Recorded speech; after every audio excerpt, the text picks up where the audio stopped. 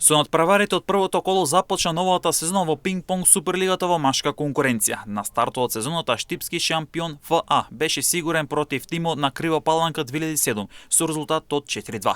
Радовиш немаше сили и беше надигран и убедливо поразен со 0-4 од екипата на Млауз 96, додека пак неизвестен меч одигра екипите на Телеком Нец 2 и АС Ѓорче Петров кој заврши со резултат од 4-3.